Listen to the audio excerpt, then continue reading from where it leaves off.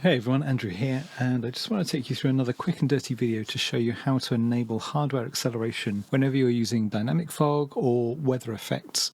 This is particularly important if you find that having enabled either of those fairly kind of graphics intensive processes, your movement and update around the scene is horrifically slow. I'm talking like 3, 4, 5 seconds just to update the movement of a single token.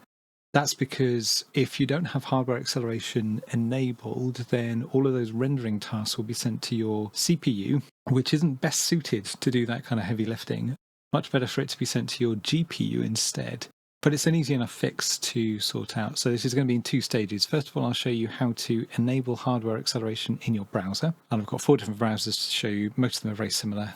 You'll get the idea. And the second part of that is then to look at if your operating system is sending the rendering data to the wrong GPU, particularly if you're on a laptop and you've got maybe an integrated GPU, which is a little bit weaker, and a dedicated GPU, which is a bit stronger and should really be taking that workload. Okay, so first let's just get rid of this. And you can see at the moment we're running Chrome in this particular window here, and graphics acceleration is on, so I can just move my token around and get pretty much instant update and really smooth movement and rendering of those graphics. So if I go into my settings, then up here you can see that I'm in settings and then system. And then here there is an option that says use graphics acceleration when available, which is enabled as we want it to be. If that's not enabled, then when you actually toggle it on, you'll see that it asks you to relaunch whenever you change that setting. So I'm not going to turn it off now, I'm going to leave it on. But if it was off and you turned it on, it'll ask you to relaunch your browser, which doesn't take long. And then when you've done that, you should get this really very slick performance back again. Let's move on to Edge, which is very similar. So I'll just wait for Chrome's live updates to play out there. So we're in Edge at the moment, and if I go into well, first of all, let's just move the token around, and you can see, again, that's very smooth movement, very quick to update. And when I go into my settings, now I'm in settings, system and performance, but again, I can see here a use graphics acceleration when available option, which is currently enabled. But if it's changed, then it'll ask you to restart your browser. So let's leave that on. Thirdly, let's go to Opera and just wait for those changes to play out. So in Opera, again, you can have very smooth movement, no problems here. But that relies on this setting under Settings and then Basic, and then here, Use Graphics Acceleration when available. You'll notice that all the Chromium browsers have a similar kind of settings naming. They will say use graphics acceleration when available, but the actual location of that setting may vary a little bit from browser to browser. However, if we move on to Firefox, this is a little different, because in Firefox, although we can have this lovely smooth movement and all is well, you will see that the setting is a little different. I'm in my general settings, scrolled almost all the way to the bottom of that list.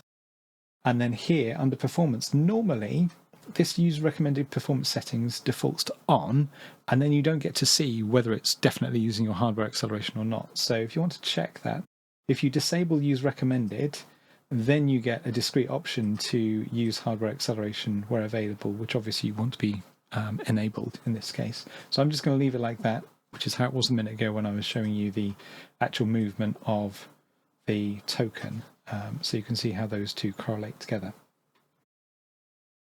So that should be all you need to do to enable hardware acceleration for any one of those 4 browsers, or if you've got other variants, you should be able to find the equivalent within its settings. However, if you have more than one GPU in your computer, whether that's because you've installed a couple of GPUs or your integrated motherboard GPU is available as well as a separate dedicated GPU, that's often the case in some laptops, as it happens, then Windows may be choosing which of those GPUs to send the rendering tasks to, and it may be choosing the weaker of the two, which is normally the integrated one. So there is a way to resolve that, which is if you go to graphics settings option, then in here you can actually choose individual desktop apps and tell Windows which GPU to use. So to do that, we need to know the file path. As it happens, it's got Firefox's file path here. I can see the executable file here. But I'm actually going to go over here to Chrome first. If I right-click on the Chrome icon in the taskbar and then right-click on this one again, I can bring up its properties. And in here, where it says Start In, that is actually the folder path to get me to the Chrome application. So if I just paste that in here and hit Enter, then bingo, here is the Chrome app. So I can add that to my list of graphic settings. And at the moment, Windows is deciding, but then if I click on the options button here, I can choose either leave it to Windows, but obviously if you're experiencing bad lag, that's not working out for you. Power saving, which is likely to be your weaker GPU. Your integrated one, it might say Intel UHD something or other, most likely. Or your high performance GPU, which is likely to be your dedicated GPU.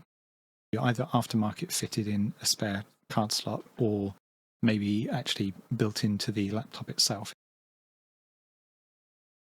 I'm going to choose high performance because that's what we want to do to send all of that heavy duty rendering task workload to my better GPU and hit save. And then here you can see that Google Chrome is now being shown in high performance mode, which is exactly what we want. Now you can do the same thing for the others. So let's just go back to Firefox and grab its own file path here from its properties. And hit browse, paste that path in, jump straight there, find the Firefox executable, hit add, and then options, and then again high performance, and finally save. So now I know that both Google Chrome and Firefox are both going to be using my high performance GPU whenever they start up. As long as you then also have the hardware acceleration enabled within those browsers, then you can be sure that you've got the best possible outcome happening. Then if you've got any further lag or glitches graphically or it's a bit stuttery, that may just be that the best GPU that you've got just isn't quite good enough for the complexity of dynamic fog that you've got or the number of weather effects that you've got in your scene. So that at that point, it's more of a discussion with your DM to work out like what you can actually reasonably render so it doesn't end up being sluggish and horrible for you.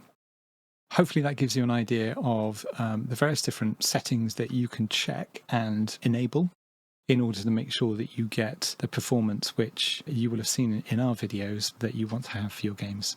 And that's all for now.